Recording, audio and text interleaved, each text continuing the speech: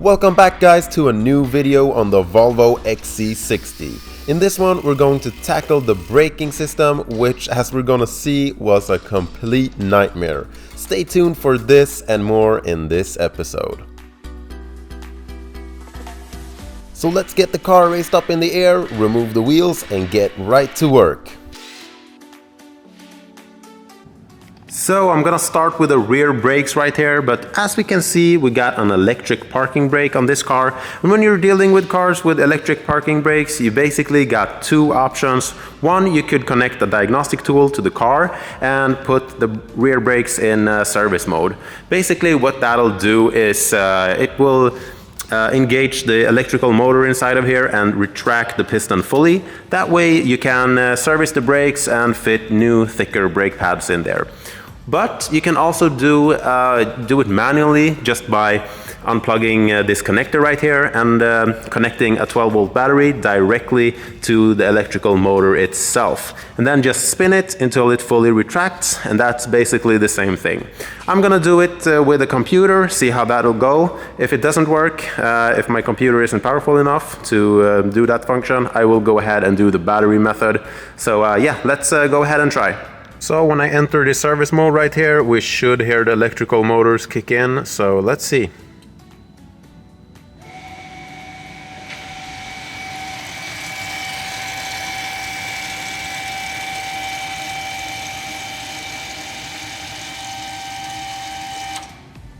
There we go. Takes a while, but these are old brake pads, so there's a lot to retract. So, but yeah, now they're in service mode, so let's go ahead and remove the old brakes. When dealing with old rusty components like this that probably hasn't been removed in a long time, it's really important to be patient and prep all of the fasteners beforehand. So clean off any exposed threads and use penetrating fluid before trying to remove any stubborn bolts.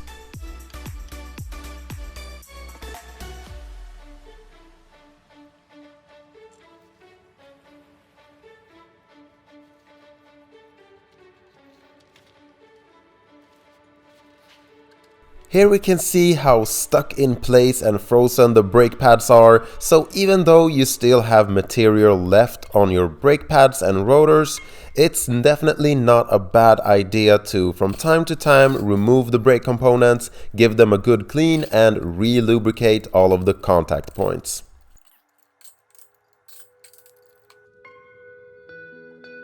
And then it's time to remove these two bigger bolts that holds down the caliper bracket. As we can see, they required quite a lot of force to get off. Volvo loves to use red Loctite, and in combination with high torque values and some rust and corrosion, that gives you some pretty stubborn fasteners to remove.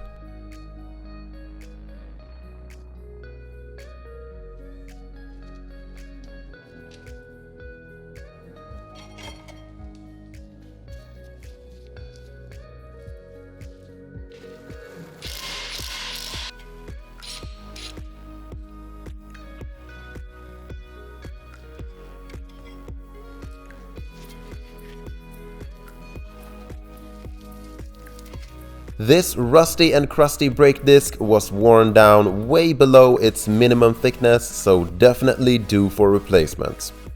And then it's really important to clean the surface of the hub and knock down any high spots in order to make sure that you mount the new brake disc onto a flat surface.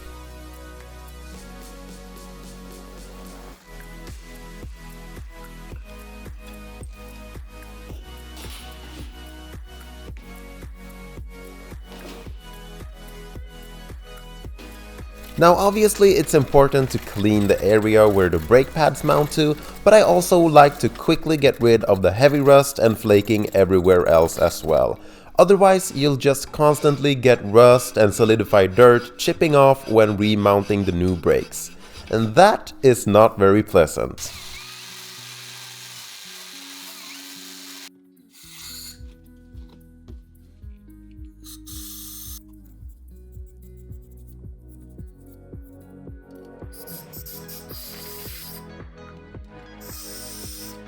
The old grease from the slider pins gets wiped off and I'm reapplying some fresh new silicone grease.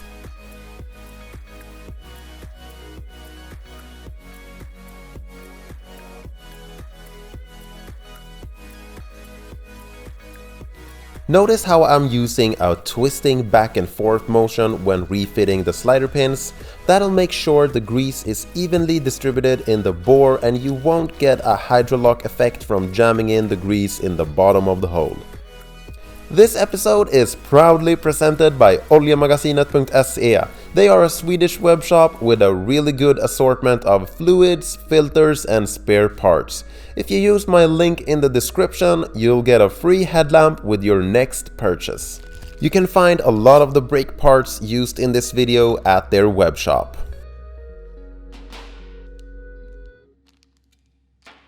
Now, a really underrated tip is to use anti-seize under the brake clips. Otherwise, moisture and salt will be trapped in between and rust will begin to form, therefore pushing against the clips and brake pads, making them stick as a result.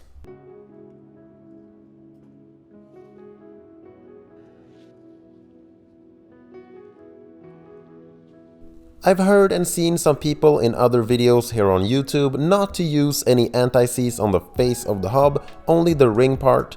That's probably fine if you live in a salt-free area, but if you have to deal with rust like this, you know it can lead to problems if rust is building up between the disc and the hub.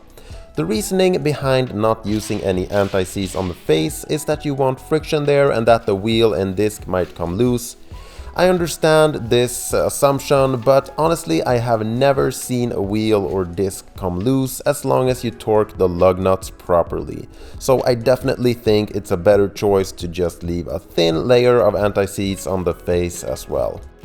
The piston in the caliper needed some persuasion at first, but once it got moving, it moved nicely. So that's really good, which means I won't have to buy new rear calipers.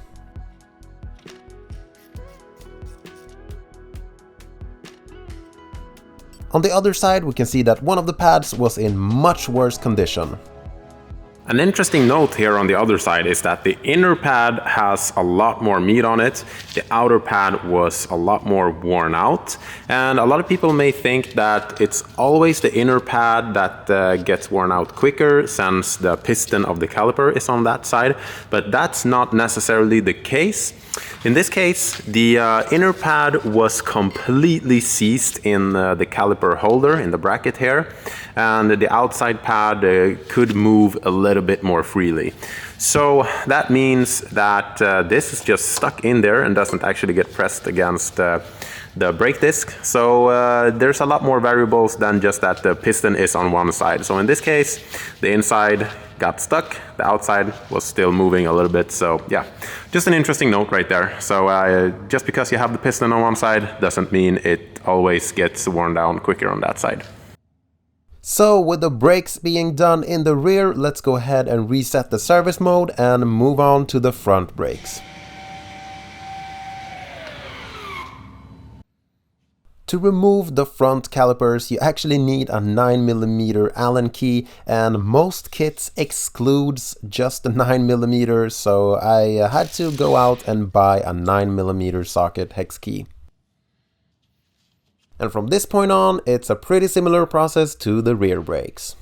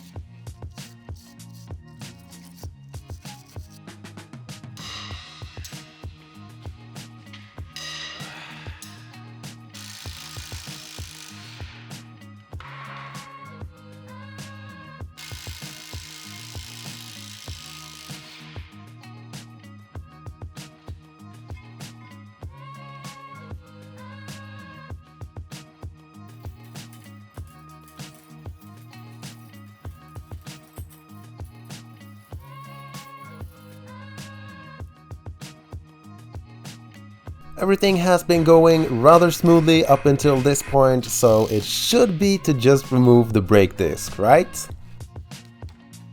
At first I thought to myself, okay, this rotor might need some love taps, but it ended up needing something far more than that. Looking back at this edited material, it might not seem like I spent too much time with this, but trust me, I tried every trick in the book and went at it for hours before finally resorting to plan C.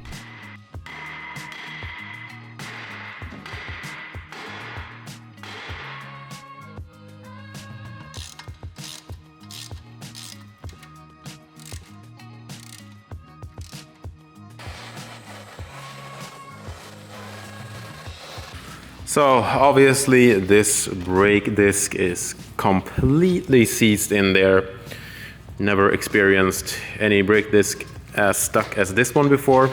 What I think has happened, I don't think it's actually stuck in here, or it might be stuck there as well, but I think that the main culprit is that the hub is too close to the inside of the brake disc right here. So that rust has built up, and then it's basically touching the inside of the rotor here. So that's what's that is what it gets hung up on. So yeah, let me think.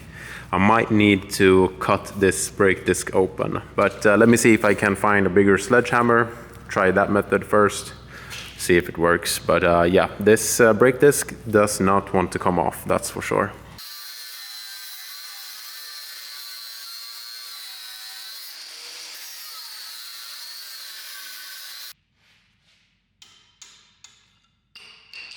All right, here you can see the issue.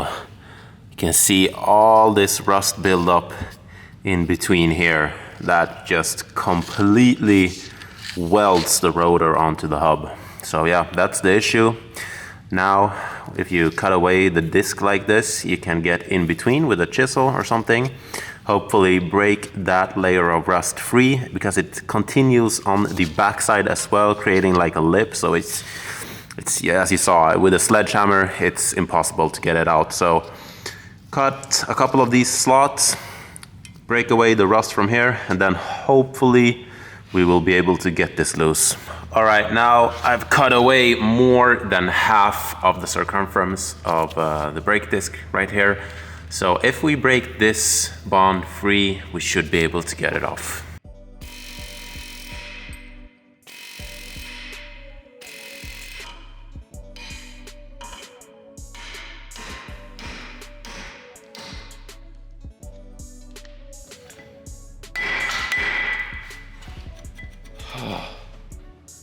Finally.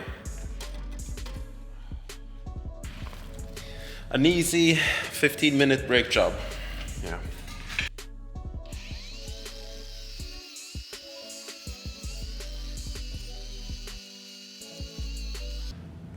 All right, guys, I messed up. Some of you might see what the problem is. When I did that trick, I've just put on an old brake rotor now, by the way. But when I did that trick with the bolt in here when trying to press the brake disc out, I went a little bit too far in the pursuit of trying to get the brake disc off. So I actually bent the air right here on the spindle, as we can see. That is no bueno. So I could either A, try to bend it back and then just be super careful so I don't get any cracks. I definitely need to grind or wire wheel all of the rust off and inspect it for any cracks or anything like that. Or I could get a used, complete new set, new spindle. I would rather not do that and have to wait a couple of days on that to arrive. Ultimately delaying this video even further. So I'll probably try to bend it back somehow. So I'm thinking maybe like drilling a hole in one of the old rotors so that I can put a bolt through it and then try to clamp it down. So yeah, that's basically what I'm gonna try to do. I tried to hammer it back a little bit, tried to heat it with a torch, but yeah, that didn't seem to work. I think the only real proper way is to clamp a bolt down. So yeah, let's try that, I guess.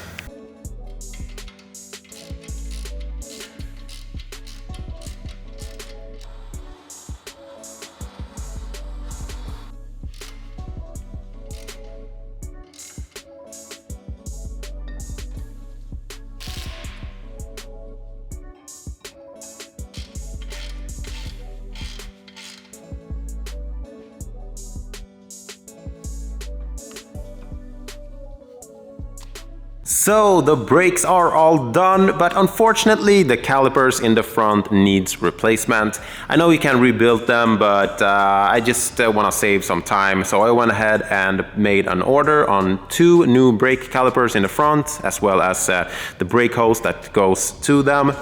So until they arrive, let's go ahead and change out the spindle, because I just couldn't bear the thought of having a slightly bent bracket in the spindle that's on there right now. So I went ahead and got a used one from the junkyard. This one with okay brackets right here, mounting holes. But the wheel bearing is completely shot. So I bought a new wheel bearing right there. So yeah, let's go ahead and press out the old one and press the new wheel bearing in.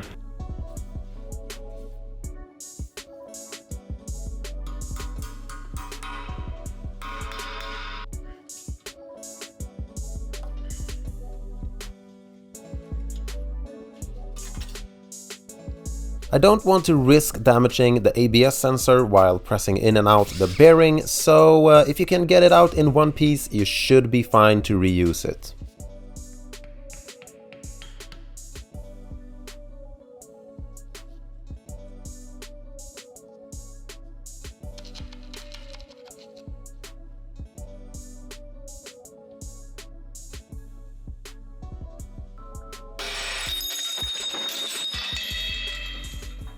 What you heard landing on the ground was just a bunch of sockets and spacers, so nothing shattered.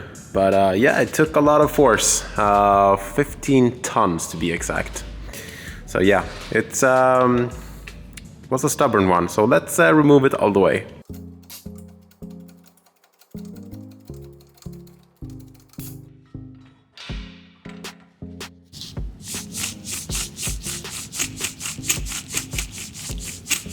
I went ahead and wire wheeled and cleaned the old spindle real good, and then I actually wiped a coat of oil on the entire thing to 1. Postpone any rusting just a little bit, but most importantly to ensure a clean install of the new bearing. With this bearing tool set, you're guaranteed to only press on the outer race of the bearing, which is exactly what you want. And there we go, a nicely installed fresh new bearing, so now it's just a matter of removing the old spindle.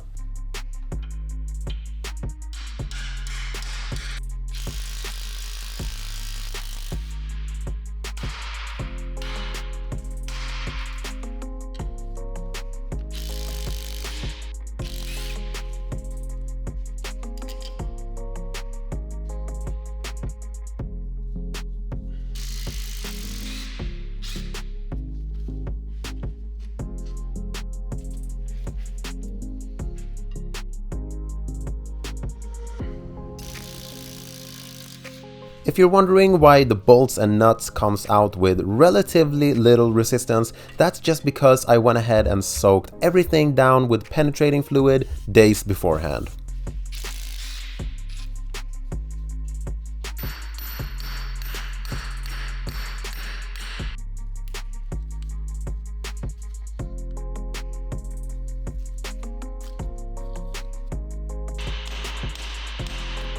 Now, I really think it's near impossible to remove the spindle while the control arm is in place. The reason for that is because the ball joint needs to be at a straight angle in order to remove it, due to its design. So off with the control arm it is.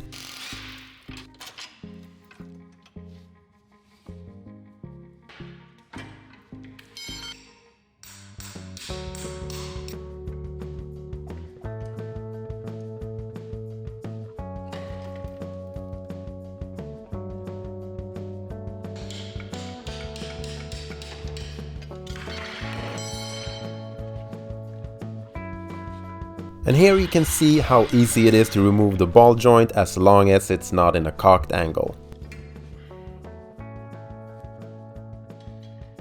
The old hardware gets replaced with new OEM nuts and bolts from Volvo.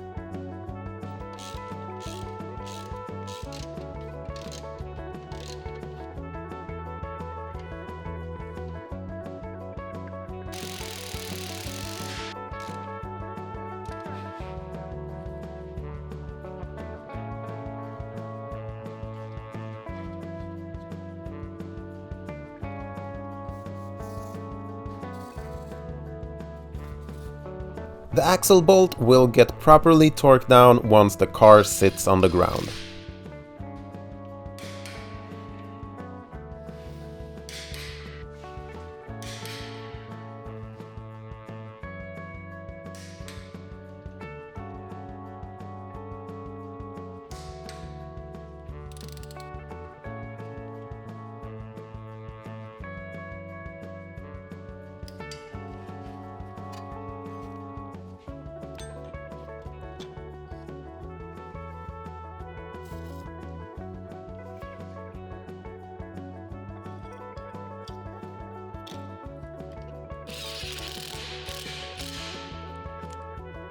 So, and this is the reason why I changed the spindle. Now the brake caliper holder sits completely straight. Before, I actually needed to use a washer in between the knuckle and the brake caliper holder, and that just didn't feel too good. So even though it was a lot of work, I feel that it definitely was worth it. Now I can feel good about this, knowing that everything is as it should. So let's move on from here. The new brake calipers just arrived, so let's go ahead and fit them.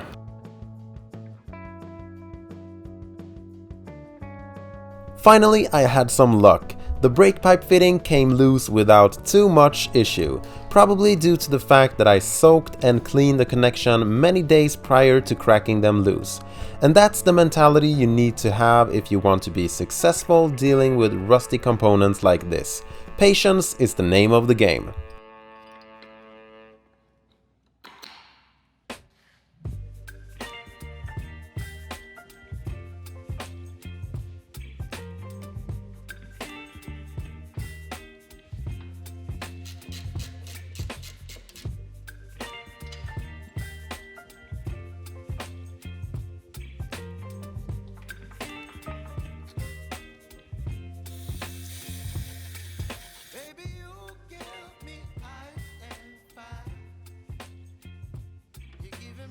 Once I've fitted the new calipers and brake hoses, I need to bleed the system and refill it with some fresh new brake fluid.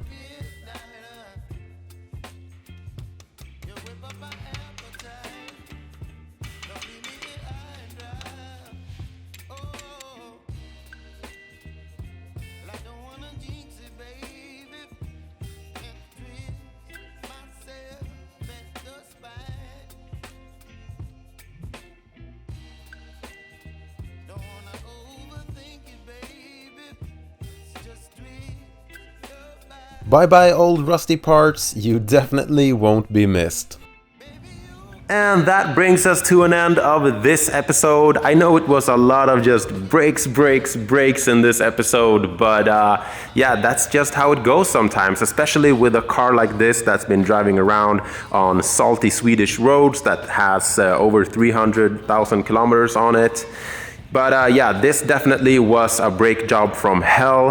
But I think it's important to also show the hardships that you go through sometimes. I think when you're just watching videos on YouTube, it can give a false image of, you know, things going very smoothly and stuff like that. So yeah, I think it's important to show when it's not just all fun working on cars.